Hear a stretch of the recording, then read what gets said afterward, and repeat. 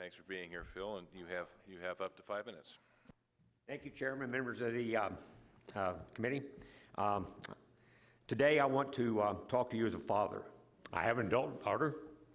She's 39. I understand her to be somewhere on the lesbian or bisexual category of sexual orientation spectrum. My daughter was born at Bitburg Air Base, Germany. When she was born, I was elated.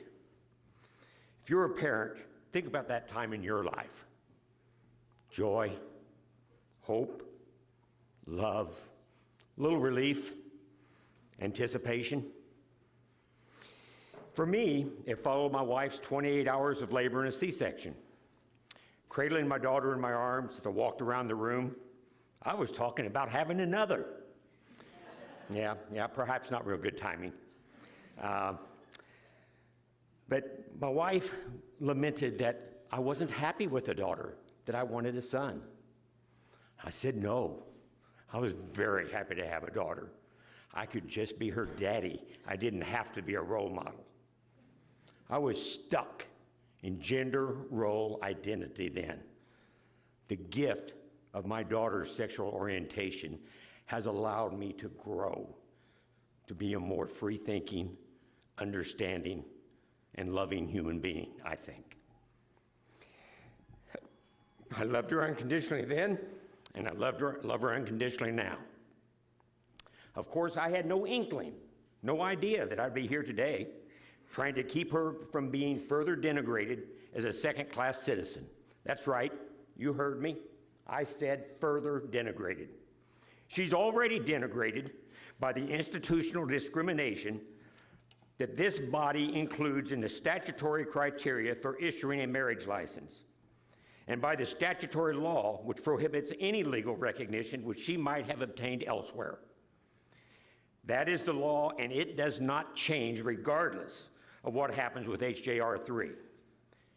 And now, with that second sentence lurking in the shadows, I wrote, and not so much lurking anymore, this body is considering whether to pile onto that load of denigration, whether any recognition for a committed, loving relationship she might have will be recognized in any way.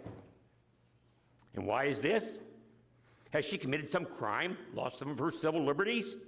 No. She was simply born with a sexual orientation that is different than that of most people. A conservative estimate is something like 5% of the population. This is not a defect, it is not a disorder. This is within the typical range of sexual expression, and this fact has been recognized as such by the medical community for her entire life. There is nothing wrong with my daughter's orientation. That we are here today, and we're hearing the type of testimony we're hearing, is irrefutable proof of the fact that as a society, we are still trying to reconcile acquired knowledge with an inherited belief. An inherited belief related to homosexuality is based largely on what we have been taught based on various literal readings or interpretations of a few passages in the Bible. That there is wide disagreement between and among various religious traditions is undeniable.